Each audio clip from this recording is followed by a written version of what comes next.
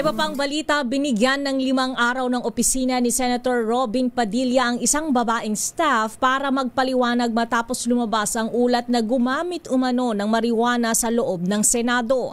Ayon kay Attorney Rudolph Philip Jurado, legal counsel ni Padilla, batay sa kanilang investigasyon ay wala silang nakitang ebidensya at ang pagpapaliwanag sa naturang staff ay batay lamang sa mga clue sa news report. Una nang lumabas ang balitang natunto ng Office of the Sergeant at Arms o OSAA ang amoy na marijuana sa CR sa isang opisina ng senador. Iniimbestigahan na ng OSAA ang insidente at nangakong magsusumiti ng ulat sa Senate President. Samantala, kaugnay ng balitang yan, incident report hinggil sa umano'y empleyada ng Senado na humihit-hit ng marijuana inilabas na. Idetalye mong balita, RH28, Raymond Dadpaas. Raymond. Mr. Mayor, na kumpirma ng may investigasyon na ginagawa ang Senado hinggil sa umunoy staff ng isang senador na pinaghihinalaang humihit ng marijuana sa comfort room. Sa incident report na inilabas ng Office of the Sergeant at Arms ng Senado o OSAA, pinangalanan kung sino ang nasabing empleyada na konektado sa opisina ni Senador Robin Padilla.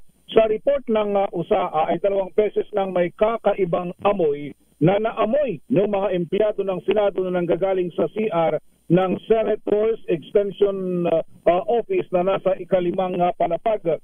Una ay noong 2nd week ng buwan ng Hulyo na ang pangalawa ay nito lamang August 12. Ito palang araw ng Martes alas 5 ng hapon. Sa report ng guard on duty, siya ay nilapitan ng isang lalaking staff ni Senator Ping Lacson na nakaamoy sila ng amoy marijuana na galing sa CR ng mga babae na at ang nakita na galing doon ay si Miss Nadia Montenegro. Nang ito ay tinanggi ni Miss Nadia na siya ay humikit ng marijuana, ngunit inamin nito na siya ay merong dalang vape na baka ito daw yung naamoy na kaya siya ay inireport. Kinumpirma naman ni Attorney Rudolph Philip Jurado, ang Chief of Staff ni Senator ni Robin Padilla, na itong si Miss Nadia ay nag-leave of absence na simula kahapon matapos siya ay hingan ng written explanation. Ito si Raymond Dadpaas, Mayor. So ano daw ang gagawin ni Senator Robin Hood Padilla kay Miss Nadia Montenegro? Wala pang impormasyon ngayon, Mayor, dahil ngayon lang lumabas yung incident report at doon sa ating nakitang report ni Attorney Renato Bantog Jr., ang Secretary ng Senado, ay pinadalhan na o copy furnished yung opisina ni Robin Padilla doon sa incident report na inilabas ngayong hapon, Mayor. Wala bang plano na ipa-drug test si Miss Nadia Montenegro, Raymond?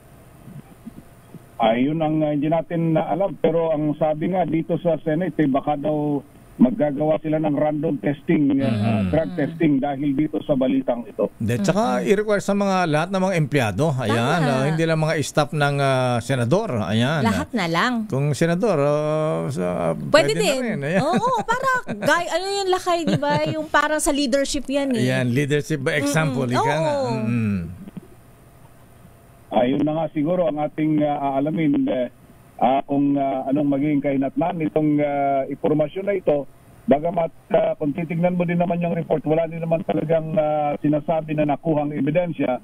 Pero yun na nga, ang report ay 2 beses na yung ganito. Yung mga sanay, Mayor, hindi naman maitatanggi na yung mga sanay talaga sa nakakaamoy ng ganyan. Alam na alam mo, kahit malayo ka, kung talagang naamoy mo yun.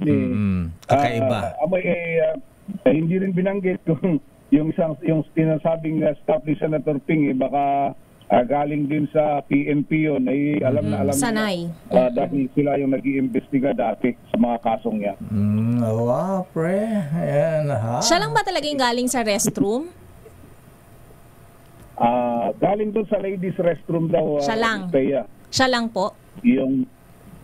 Siya lang daw yung nakita nilang galing during that time na naamoy nila yung ganong klase ng amoy marijuana na naamoy ng mga empleyado ng Senado doon sa 5th floor Itong Senators Extension Lounge kasi ay kalimang palapag ito, bandang pag-akyat ng elevator, bandang kanan, bandang dulo ito, may sarili silang comfort room doon. Pero tabi-tabi yung mga extension offices ng lahat ng mga senador na nando doon sa lugar na yon. Yung bang vape na marijuana flavor, Raymond? May mga ganyan. May variant na marijuana lakay. Amoy kaya yun pagka umusok yun? Ayan, Sabi ng mga nakaamoy na dito, amoy din daw, Mayor. Amoy din. Kahit vape. Alaga. Kahit Kasi diba uusok yun, uusok din yun kahit yung nag-vape ka pag yun ang inilagay mong flavor, amoy na amoy. Kasi kahit yung naamoy ko dito ng mga strawberry, sinasabi nila, amoy strawberry talaga. Di kung ano yung inilagay mong flavor, yun ang maaamoy, Mayor. Pagawa din nga ako. Ano lakay? Ano nalagay yung flavor? Jim's Coffee flavor. Ay! Kampe! Ayan. Milk tea na lang sa akin nga. Milk tea. Ayan. Okay nga, Rod.